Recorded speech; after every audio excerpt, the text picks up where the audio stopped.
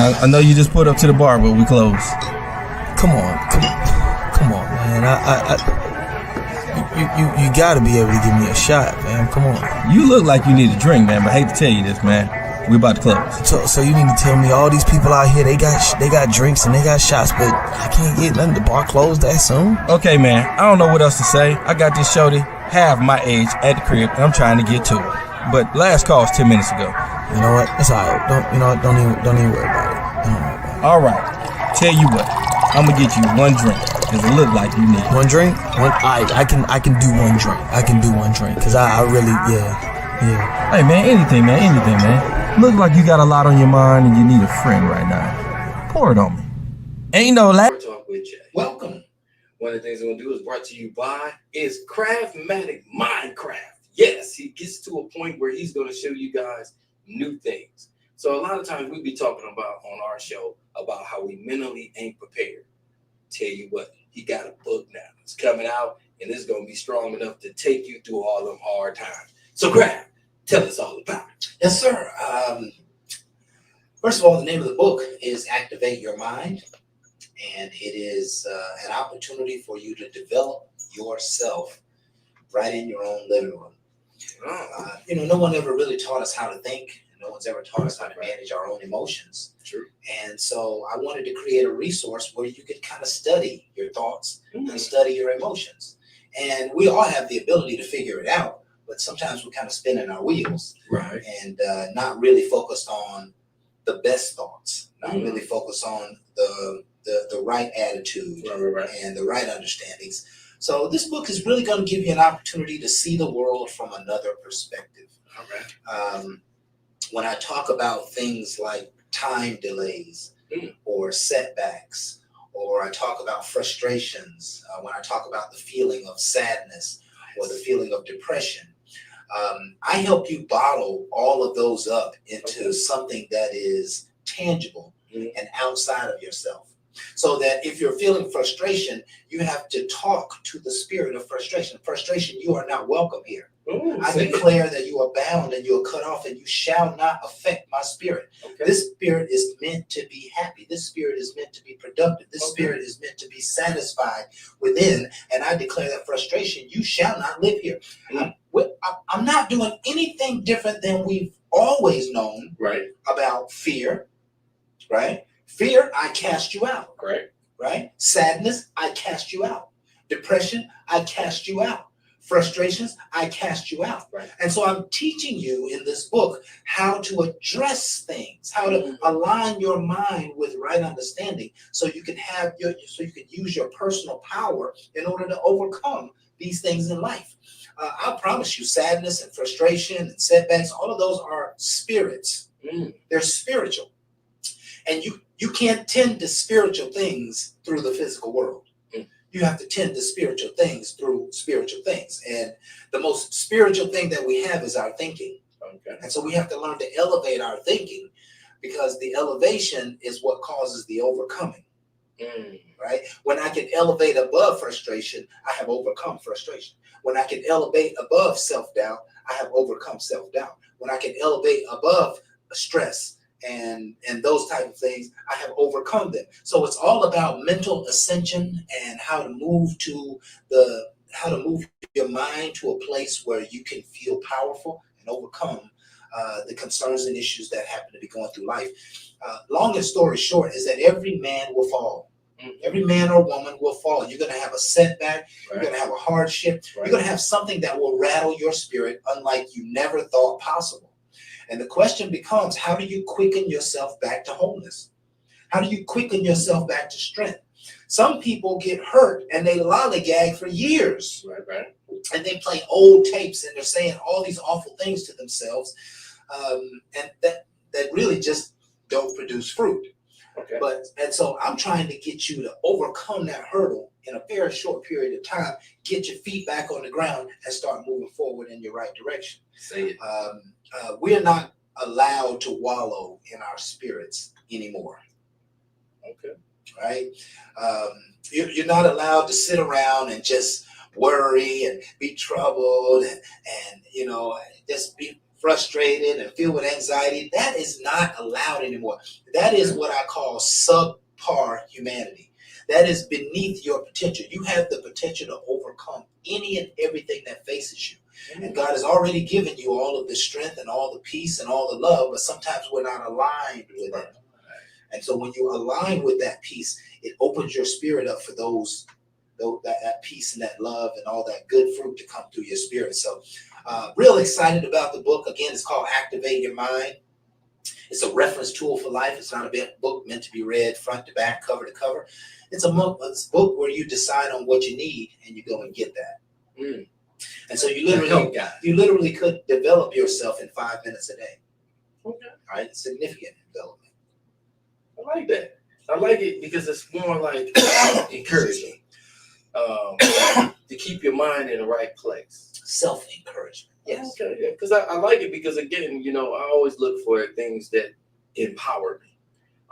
And again, I always like the short version so I can automatically listen to it and just get it in my mind, and then I'm repeating it throughout my day. So it starts me on a high, not a low. And that process that you use, Jay, is perfect for this book because what this book does is it gives you what we call mental equivalents. So it's going to give you 3 or 4 powerful ideas. And what we want you to do is to take those ideas and play them in your head. Okay. Wrap your mind around them. Visualize what they would look like. Say them to yourself all day. That is how you really start to shift the inner spirit. I picture a billboard. Okay. In the middle of small town, Broken, USA. Okay. And on this billboard, it's going to say major come-ups. And every time people look at that billboard, they're going to start to think about what a major come-up would look like in their life. Right. They're going to get excited about major come-ups. Okay. Before you know, the transformation is going to take place from the mind to the reality. Because the tapes that you play in your head shall surely come forth as your reality. And so, you know, that's the core value here is that thoughts create reality. And so if I could put a billboard that says truly peaceful on the inside, and people just read those words, truly peaceful on the inside, they'll start to identify with it, right? But right now, they don't have the resource to identify with. So what I've basically done is I've given you 1,000 thoughts of being happy, whole, complete, and perfect. And I'm just asking you to study those thoughts. If you study the thoughts, somehow they're going to take hold of your spirit and they're going to open your spirit to something greater and good in your life. We have to use God's universal law. The law says whatever you think about, you draw to you. Right? And so if I want to be productive in life, I just need to think about being productive. Life is not difficult. The mind is not difficult. It is very complex, but it's not difficult because if you tell your mind, I want to be organized, I want my things in order, I want to always be ahead, I want to never be behind, I want to prove that I can do things beforehand, I want to have leeway time. If you start speaking that reality, then it's going to become your reality. I hear that. The spoken word becomes the flesh. And so we're using old proven principles to help people through a self-development process. And I think this is going to change the world, Jay. I'm so excited about it. I really believe this is going to be a strong where your passion is, I can believe it. Thank you, Jay. Thank you, Jay. You got that passion, and obviously you got a purpose. Yes. And you're in it. So again, you know, when y'all talk about peace and happiness, is when you find that. You know, it just gives you that drive. You know, I know before the show, we both went through the heat. I don't know about anybody else in Georgia, but here lately it's been hot, you know, and we work hard and we still develop and still come here and do what we do. You know why? Because we're driven. And again, purpose is everything. I mean, again, a life purpose gives you a lot of meaning. You know, even though we work these jobs, it's past that. Yes. We do this because of enjoyment. And again, some of the other stuff we do for the money to sustain. You know, because again, it's somewhat like slavery when it comes to the workforce. But to me, getting your mind right, get you out of that slave chain mentality and get you back to a place where I know what that purpose is for. and that way I can walk better. That's why I try to start on the high, because again, I know I got to do this job, but it's so much I got to do after. Yeah. And the things I want to accomplish. And again, I like it when I go in there on that high, because then everybody else want to be on that same high. They be like, man, I love your energy, and I'm starting to know some people want to match it. And that They will always match it. And that comes from that positive source of what you have in you. Yeah. If you walk into a room and everybody's laughing, you have no idea what they're laughing about, but you'll start laughing too. Right? Because we're all energy. It's just energy. Like attracts like. And you walk into a room where everybody's sad and frustrated and mad and bitching and complaining and moaning. I try to walk out. You will pick up some of that too. Yeah, no, Right? Misery loves company. Yes, it does. And you'll stay in that space as well. So we're excited about the book. We're going to keep you tuned in on its delivery date and how to get a hold of it. Let's go ahead and introduce ourselves. This is Bar Talk with Jay. My name is Craftmatic. This is my boy Smooth Jay. And we want to thank you folks for being with us tonight. Again, just our opportunities to be leaders here in our own community. And we're going to chop it up on a subject tonight, as we always do. Yes, and we have found that as you talk about a subject, somehow great wisdom starts to just come out. Somehow understanding just starts to take place. Just discussing a topic or an issue seems to bring healing. And so we've captured that here at Bar Talk with Jay. And so we hope that you can grow from this show. We hope you can hear something that's going to make a difference in your life. We hope that you will be willing to open up, hear the message, and decide how you're going to use it. Yes. That's what's important here, right? How are you going to take this 30 to 40 minutes of dialogue and make a difference in your life? Come on. That means you got to make some decisions. And I want you to make some clear, conscious decisions based upon what you hear tonight. We like to think this is somewhat therapeutic. All day long. But we just want to thank you again for being here with us tonight. We always start the show off with a prayer. And before the prayer, let me just share the topic for tonight. Tonight, we're talking about double standards and accountability. I got a lot to say about that accountability. Double standards and accountability. And somehow those two lines just have to cross at a certain point. Yeah. And we just want to talk about it. So let's hand this over to the Lord and get his insight and really let him know what we're trying to achieve here tonight. Heavenly Father, we come to you now just to thank you for your power and your presence. We thank you for your strength and your love. We thank you for this life that we live. We ask, Heavenly Father, that you would be here with us tonight to inspire us on the topic of double standards and accountability. Seems like a tangled web we weave, Heavenly Father. Yes. Right? And so we're asking you to give us some wisdom and some understanding, nurture our spirit on this subject. Show us, Lord, how to overcome double standards and how to hold accountability both to the world and to ourselves on the subjects that will propel us into a greater and better life. Be here in this show to do your good and perfect work. We hear you. We know that you are with us, and we allow you to share your wisdom and inspiration. In Jesus' name we pray. Amen. Amen. So double standards and accountability. Where would you start at, Jay? I'm going to have to start with that accountability. Accountability. I got to start there because I wasn't always accountable. I was toxic. I used to blast back instead of listening to understand. I listened to fire back. What I mean by that is, a lot of times people might read you or tell you some things that you're doing that might hurt their feelings, or they just feel like you just being mean. All right, well, a lot of times I hear that and I fire back about things they was doing. So I really didn't take accountability into what they was just saying. I took account that I got offended or I got mad of the things they were saying. So I felt it was just easier for me to fire back than to take the time to listen to what they were saying, to see what all I was doing.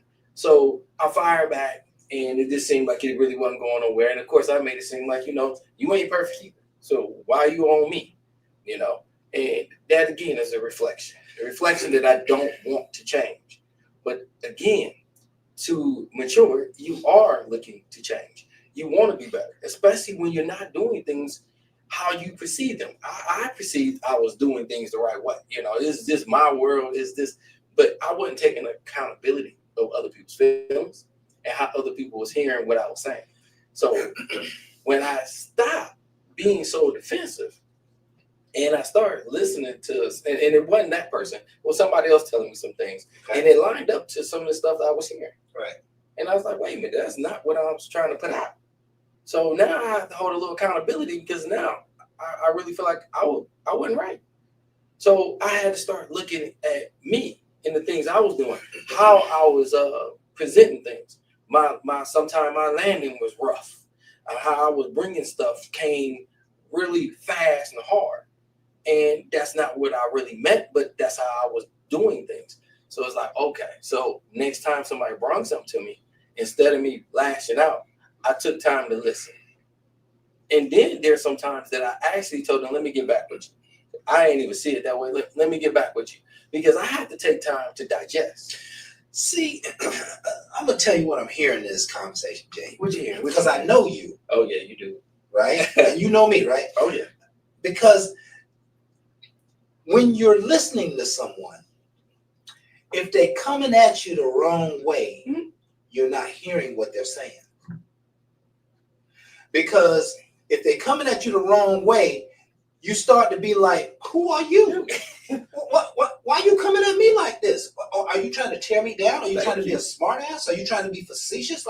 Because I'm very sensitive to that, right? Because the people who are in my world, the people who I love and the people who love me, they're not smart asses. They're not gonna come at me to the left. You ain't gonna hear no little thing coming out the side of their mouth talking about, well, you ain't been doing this or you ought to be doing that. I'm not gonna hear that from my loved ones. It's the people on the outside who may be judging me, right? They think they know you. Yeah, think they know me or think they understand my task at hand or my goal or my objective at hand. And they'll be coming at me to the left. I'm very, very sensitive about that because it just seems like in nowadays world, you got to check people who are on some bullshit. And most of the people who are coming at you, they're coming at you with limited information. Right. And so they're trying to press their narrative and they don't even know.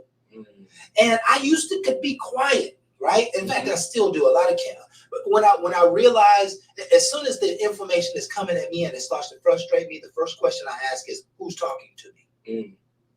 And so if I say to myself, the person talking to me matters not. If they have no stake in the game, if they don't like me, I don't like them, or if they just people who, in fact, I might see somebody coming at me who I've seen do that nonsense to other people. And so now their message is like so flaky to me, right? Like I got this glass screen wall up that's just pushing all the nonsense to the back because what they're really trying to do is pump themselves up. They're not really trying to help me. They're trying to come down on me, right? And see, that's why we have to be very careful. If you know that the person who's talking to you cares about you, then you can take the heat that they're delivering, right? But if they don't give a shit about you, I ain't trying to hear none of that, right? So when we talk about double standards, yeah, there is a double standard in the world. I'll listen to you cuss me out because I know you care about me.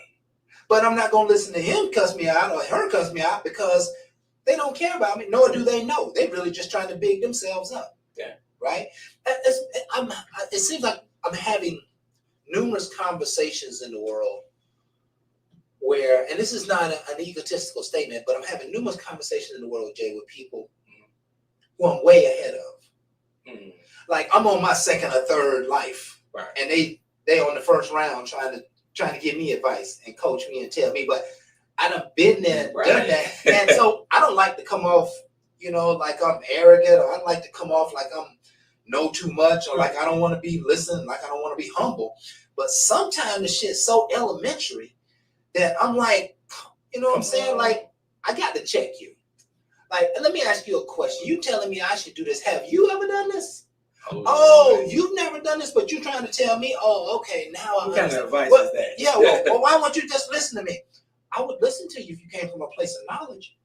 But based on what you're sharing with me, you don't understand my issue. You don't understand what's really going on. You kind of just popping off at the mouth. Maybe you're trying to give me the limited information that you have. Ooh, no, you didn't. Right? I'm not going to say this to him. I don't know. But That's a good point. But in my mind, I'm thinking maybe they're just, they know a little something and they're coming from the right heart, the right perspective, but it's so shallow from where I am. I remember years ago, people used to tell me how to market. I've been sales and marketing. I've been there for years. They would tell me, what you need to do is you need to get some business cards and you need to get a website. And I'm like, I did all that like 8 years ago. You know what I'm saying? You so behind me. Yeah, like, okay, I'm just going to listen to you because you're in the right place. But then I'm going to correct some of the young stunners like, do you know that you should never have a business card? You should never give a business card to somebody without asking them what they're going to do with it. And people are just handing out business cards. So the point here is that there are some people, there is double standards in the world. There's some people you'll be willing to listen to and you can hear from, and there's some people you can't. And I think it's interesting how this conversation is unfolding. Some people you can trust, some people you can't trust, but in the midst of all of it is the accountability layer. Because I'm going to hold you accountable if you start talking to me about something I already know. I'm going to let you know what I know sometimes, and I'm going to let you what you don't know, because I don't want to have a conversation where you're talking down to me. Right? We can't have that. That's not in the cards, because people who love you don't talk down to you. Your parents don't talk down to you. Your best friend don't talk down to you. They might even try to instruct you, and they might try to help you. You know what I'm saying? They might try to even remind you of where you failed at before, but they're not trying to tear you down. Right. And I think that perspective is the whole experience, really. And the craziest thing when you talk about the business card and people want to hand them out, if they show more accountability, people will ask for it. Because that's what you want. You want somebody that's accountable, that's telling you some things, giving you some information, and they're sharing it to you freely. And then you be like, I love your energy. You know what I'm saying? You got any business cards? You got any? Because they want to stay in contact with you. And that's how people should push it compared to throw it. Right. Throw the business card. But I don't know nothing about you. You quick to pass this because you want me to use it, but I don't even know who you are. It's a picture and it's a name, and I ain't got nothing to relate to it. But you telling me what I need to do, and you're not asking me anything. So yes, that card going in the trash. Yeah. But when somebody giving me that knowledge and that information, and again, that's forthcoming, or welcome in, I seen you was looking over there and just throwing, because you in sales, at that vehicle right there. Is that your dream cars, or what you thought you had? So at this point, I'm getting into your head to understand what you want, but I can help you. At this point, you're going to probably be more open to talk to me compared to, this is what you need. I see you in that, and they just, people are getting tired of that. You see me in it, but you don't know my credit score. You don't know nothing. I just looked at it, and now you put me in. I had somebody recently come into my life, right? And what this person continues to convey to me is that, you know what? All you need is a little X, Y, and Z. All you need a little X, Y, and Z, and you gonna go to the. I'm telling you, as soon as you get some X, Y, and Z, you gonna go to the. I'm like, how you figure all this out? You know what I'm saying? You know what I'm saying? If I need all this, what do you think you need? Lord. And so to have somebody coming at you like that, like they can see your future, and they perhaps potentially can. You know what I'm saying? But they like to judge a thing as though it's not where it's supposed to be. They like to judge a thing as to where something's wrong or something needs to get fixed before you move on, right? And I'm looking at this person like, okay, it don't look like you ever did anything in your life. You know what I'm saying? Ouch. They look like you've been babysitting for a lot of years. Ouch. Now you're trying to be a real leader. Something ain't right here, I'm not feeling you.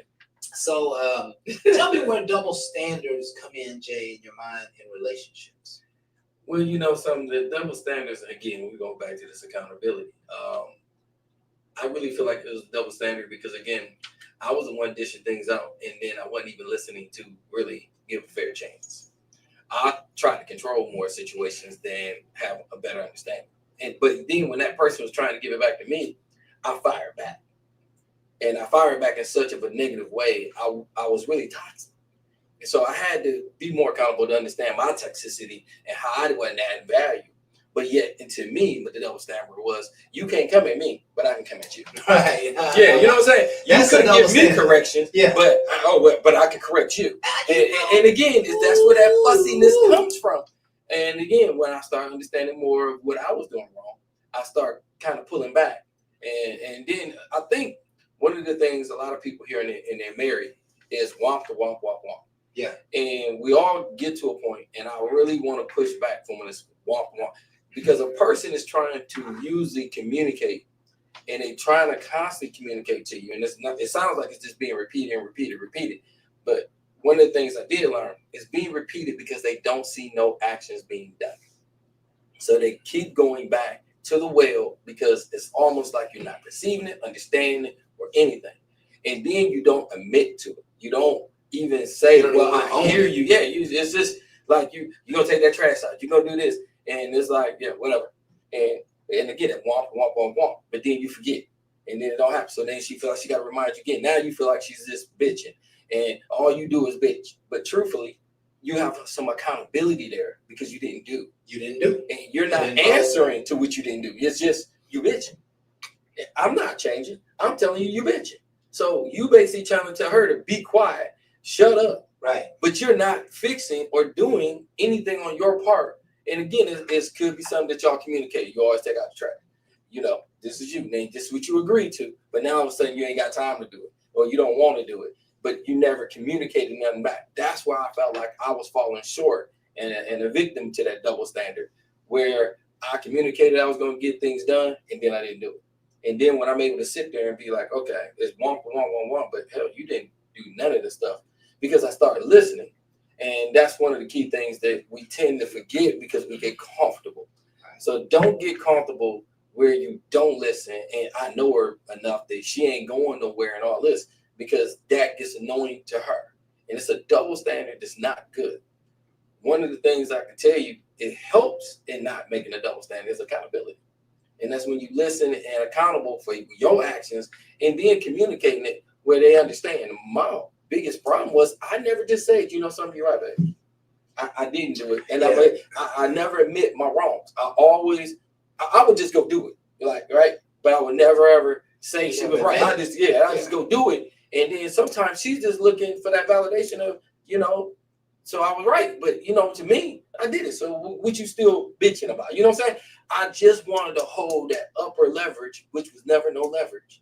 But when I start communicating and saying, you know something, forgot about it, but I got you. I'm gonna make sure this happens. It's almost like a relief to her. She's like, oh, so you do hear me. You know what I'm saying? But again, I had to go through a couple relationships before I found some of my faults. Yeah. Not saying that always worked either, because there's some people that just give it back to you. And some they people want to hold you accountable, but they don't want you to hold them accountable. Oh, no. Well, yeah, I met them too. Lord have mercy. Right? And that's when it becomes pushy. It becomes somebody who's always pushing. They always right. Yeah. You know, I've had people who I didn't like to work with, professionally or personally, because they felt the need to always remind me of what I needed to do.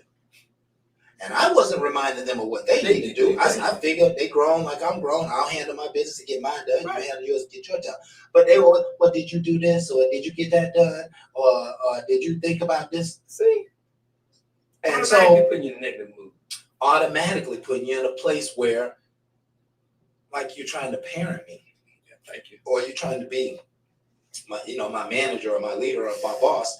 Because, again, I've done so many projects and done so much good work in the world with other people and with teams of people that when that nonsense starts coming across, I recognize it immediately.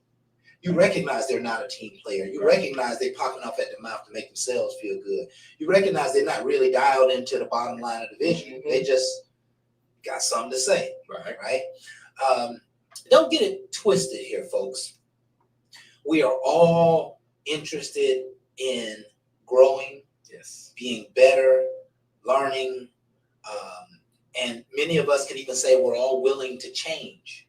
But we're not going to do any of those things for nonsensical reasons. They have to be our reasons. You're not going to change for my reason. You're going to change for your reason. And hopefully your reason can take into account how I'm feeling. Thank you. What I need as your spouse, as a significant other, right? But if my needs get too heavy, then the accountability is this may not be a good fit. There you go. Right? This may not work because you expect lots of things from me, and until I'm not getting it, you're probably not going to hear my expectations. But once I'm not getting it, I'm going to express it. And then once I express it and I'm still not getting it, I'm probably going to start to fade. I'm probably going to start to give up, right? So, we all need to learn. We all need to grow. And, double standards are very real in the world. Yes. You can think about sometimes how men are treated versus how women are treated. I see that. Right? Not that I ever want to be treated like a woman, but I need some liberty too. You know what I'm saying? But a lot of times, think about our kids. Yeah. They always thought it was a double standard because you allow the boys to do certain things, but not the girls. But not the girls, right? But we're training the girls to be princesses, and you can't do the things that you because you're not built like him. Right. And I have to guard that. I mean, you need to guard yourself. So they feel like it's a double standard, but really we're trying to show you it's a difference. But you hear it all the time. You treat him so much different than you treat me. Yes. I even hear it with my boys. You treat one different. Well, one's older, so I have to hold him more accountable. And one may be more committed to you than the others are. Oh my goodness, yeah, we want to go there, right? I mean, that's an important part of it. It is, right? I'm going to give the person. I'm going to give attention to the person who's giving attention to me. Yeah. That's called love, right? I'm going to love those who love me. I'm going to care for those who are caring for me. And if they're showing me more care than perhaps you are, then you're probably going to feel like it's one-sided. You're probably going to feel like it's a double standard, but it's not a double standard. It's we each are staying in our own lanes. I talk to you once a week. I talk to them every day. Why? Because they call me. They call me every other morning and say, how you doing? What's going on? How was your day yesterday? How you feel about that situation? They seem to care about what's going on. Now, if I don't hear from you but once a week, that's not a bad thing. No. But I'm probably going to respond in that way. I'm going to probably respond to that once a week attitude versus that daily. And I tell you, my girl is like that. Jazz will call me a lot more than Pam, but Pam is standoffish. She's self-sufficient. She's the kind of person that she don't want you to bother her. She don't want, but she wants you to care. She want to hear that you call and check on her. But overall, she really do you talk to my sister? Because she already know she's that more attentive person that wants to be talked to. She needs that. But again, you got to know them. Right. And then when you give them their individual qualities, they just blossom in a way that she's going to call or she's going to talk to Jazz because I talk to Jazz a little bit more. And Jazz is going to tell her, yeah, he asked about you. And she's going to be happy because, again, I'm always asking. And that's where the love comes from, is understanding. Yeah. And again, that right there is just that accountability to know your kids. Yeah. And to be in a good lane with them where they can at least grow and feel responsible. Right. Now, the boys, we'll talk about them a little bit. Hold on to that one. Let me ask you this question, Jay. What you got? Let's talk about how we respond when we see a double standard is taking place before us. So the boss man makes me schedule my extra 2 days off, 30 to 45 days off. A week, 30 to 45 days out. Right. But his tight boys, they can take off next week like it ain't nothing. What do you do when she goes out and hangs out with her friends, but when you get ready to go hang out with your friends, it's going to be a problem? You got to hear a lot of nagging, right? What happens when she goes and spends $1,000 on a Berkeley bag, whatever, but you want to go spend $1,000 on a golf trip, right? What do you do when you realize that you're on the south end of a double standard? I've been there. And again, that conversation was so hard. And it was easy to have, but it was hard because they didn't care to hear it. They didn't care to hear it. And that's what made it a little bit more difficult, because I thought it would be too obvious because of her actions. You know, you're doing this. And again, this person didn't go out like that. But the spending was like, you was doing things and I find out later. And the cost. You know, when you saying we got to do some things, but you're spending a lot of it, and then you get mad when I bring it to your attention because this is what you was doing. But again, we handling bills differently. We spoke on this, but now you breaking some of that because you feel like, hey, I got a little extra, I can do this.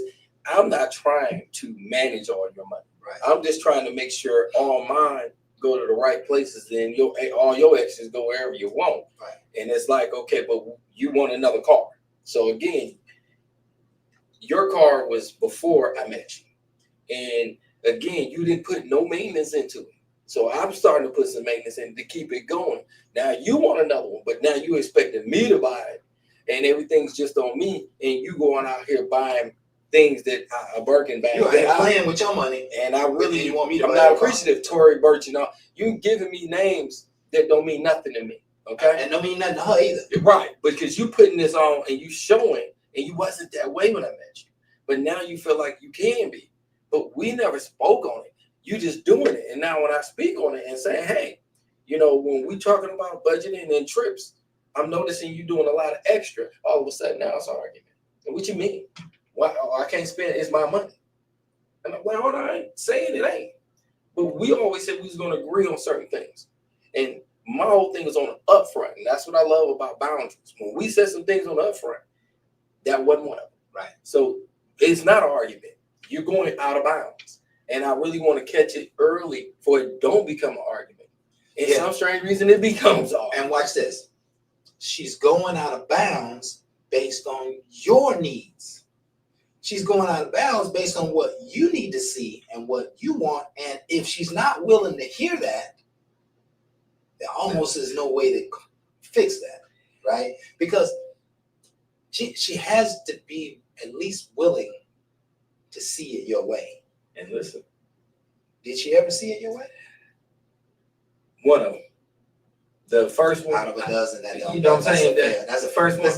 That's a C, D, E in my. That's an F in my. I didn't fire over it, but of course we didn't make it. You know why? Because again, we set boundaries for these things to not occur. When a person keep crossing a line that you set, because again, you're trying to build something, and they keep crossing, you can't expect it to go any better, because it gets worse. And my whole thing is I had to start cutting, because we came with a conscious decision of what we was trying to do. My whole thing is there's been times I went over the boundaries and did some things, but I had to come back and let her know, hey, it's last minute. I got this. You know what I'm saying? It was that kind of discussion. Oh, okay. I see what you mean now. But when they did it, I had to catch it, like in the trunk. I got some stuff in the trunk. All these shoes, and because she was hiding it in the trunk. Because again, she was still out there doing things, and she kept it in the trunk because she knew it was in the closet. I see it. So it was like, what the? Because again, some people just have that bad habit. So again, a couple of them didn't catch it, but that's why I learned boundaries, set some things up. In the future with other people, when I'm setting them up, they don't have a problem with it because they're like, yo, I like structure. Some people don't like structure. They like freeballing it. Yeah. Spending, doing whatever until accountability hits them. Right. And they be like, well, you the man. Right. The man that tried to lead us in a better direction. I ain't listen. No. Just spend it. I think one of the key points when you find yourself in the midst of a double standard is you have to in some way share a message that explains how you feel about what happened. And sometimes you need a woosah message. Sometimes you need to wait until it's quiet in the middle of the night. And maybe she almost half asleep. I'm like, honey, I just want to talk to you about something real quick. I really feel like, we're not doing this right. You're not listening to me. You're not understanding. And you got to find a quiet way. And then, there obviously are those occasions where you just got to speak your mind. And hopefully you can speak it in a loving way. I was just going to tell you. Hopefully you can speak it in a conscientious way where you care about feelings.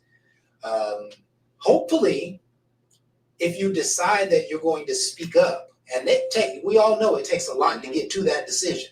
Because sometimes you just want to fade it and you don't want to talk about it. You don't want to. Right. Nobody likes to create arguments, right? No, they don't. But once you make up your mind to say it, and again, it can be challenging to do that, but once you make your mind up to say it, it's very important as to whether the person you're talking to is willing to at least hear you out. Now, I'm going to tell you, that's so key. And one of the things I do, and I give a nugget, I have some people that love massages, right? So I say, how's your day at work? Is your day rough? Now, I have to have this conversation about the spending because I seen some things. I say, you need a massage? Oh, yeah, you don't give me a massage? Yeah. As a massager, I'm talking. I said, now listen, I need you to take a woosah moment. Relax. But just let me talk and massage you, okay? Because I want to go over some things, but I want to make sure you feel good. Because some things I say might be a trigger, but don't let it trigger you. Just hear me. And I'll be massaging, I'll be letting it know. It's like, yo, I seen you doing a little extra spending. But I'm going to tell you right now, listen, let that go. Relax and just know I'm there for you. I got you. But we there you go, there's your word. Hey, next time I tell you to shut up. Hey, I knew you. Hey, I'm gonna need you to do it my way. You understand? You understand? I know, Jay. That's called what do they call that? When somebody faking you out? Hey, that's just a finesse. That's just a small finesse. Don't hate the player. But hey, Don't hate the game, right? Hey, all day long. Yeah. But again, it can work. It can work. I ain't never seen that work. In fact, one of the challenges that I've always had in relationships is if a disagreement is happening and it lasts several days, I start to ask myself the question: is it possible for me to get up tomorrow morning and go buy her a dozen flowers? A dozen. I don't be feeling like wanting to do that. Well, I don't, you know what I'm saying? And I started to get in trouble because I'm starting like, she don't deserve no flowers from me. But was she wrong? How am I rewarding bad behavior? I don't want to reward bad behavior, but you got to continue to show love. If you're going to be in a relationship. I do. Now you're showing love, and you might not be able to be feeling that love. No, at all. Right? Now you're doing things to make her feel good. She's spending all my money, and I'm buying roses. from Here. It's just coming from here. Right, and that can be a challenging scenario, right? And you don't get up from no argument wanting to do nice stuff for your significant other. That's just not the way life works. But you have to do it sometimes, and you have to continue to think about it, especially if it's their special day, a holiday, a birthday, or something of that nature. The point I wanted to make here as we get ready to close is that double standards are happening all around us, and me and Jay used to always, for many shows, we always preached about picking your team. Yes. And then we always talked about taking your L's. Mm-hmm. And of course, we always talked about just sometimes you just got to stand in the gap for yourself and by yourself. And, if things aren't going the way you can go, you wind up sacrificing in every relationship. You wind up sacrificing one thing for another. Mm-hmm. And so this person may be a little naggy, but they take good care of the kids, or they take good care of you. They may be not willing to follow the protocol all the time, but they got a real loving heart. You know that they're bad with money and they don't like taking directions and all that stuff, but they're going to be there for you when the times get hard, and they ain't going to never drift away. They're not the kind of people that's going to turn their back or run from the pressure. They're always going to be in the gap. So we find that there's always going to be those things about people that we can't stand, but we need to love through. And that's an important part of double standards is Right. I can't stand the way he talks to me, but I know he got my back. And so you got to sacrifice a little bit in those equations. I'm gonna tell you before closing, one of the things that I like is when I have certain discussions, like we always went to the living room, right? And it was always said, we go in the living room, we're gonna talk this out. When we get back in this bedroom, we ain't talking that no more. Right. And I always liked it because sometimes the discussions in that living room got a little heated. Yeah. Well, you walked in the door, and it's been a couple of times where they wanted to continue, but they knew the rules. And you just know we're going to have to go back to the living room tomorrow. You know, and it was always funny to me because we was able to sleep in a peaceful space. That's good stuff. Because if you keep it going, Yeah. it has hardly any resolve. You stay up all night. But when we went in that room, because we both know we had to get up early, it was almost like when we was in the living room, I know you're ready to go in that room, but hold on, I got one more thing. And so sometimes we stayed out there a little longer than we wanted to. But when we went in that bedroom, it was no more of it. And it was just us. Yeah. And then the next day, it's kind of funny. The next day or the day after, it was like, we ain't going to the living room, just go into the bedroom. You know, because sometimes people got to take time to adjust. You can't expect everybody just to get it and fly with it. A lot of times, you have to take it in and then start watching actions. And I noticed it was just the bedroom, They didn't want to talk no more because to them, we resolved it. And they love us just being that power couple where we are communicating and growing. Yeah. And I ain't gonna lie, I like the couch too. One time I played around with the couch. Yeah. What did I do? I was just playing. Get in the bedroom. You know what I'm saying? You gotta have fun with whoever you with because life is really bringing you down, and y'all are the two components to keep things up.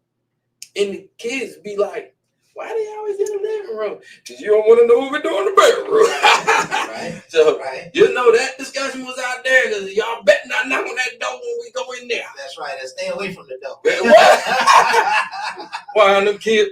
You don't need to hear your mama like that. Go. Anyway. Yeah.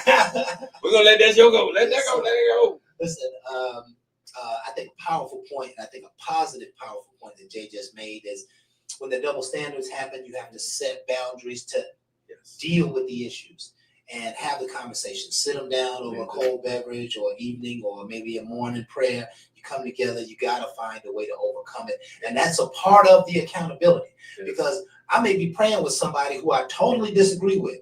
But the fact that we can come together and ask the Lord to help us to unify that's all the magic you need, right? That's all the magic you need. I'll close by just saying, never let yourself be done wrong. Yes. That double standard can lean so far to the left, it's not even funny. We are not willing to be let ourselves be done wrong or be mistreated. The double standards don't go that far. We are pressing accountability long before it becomes unfair. Say it.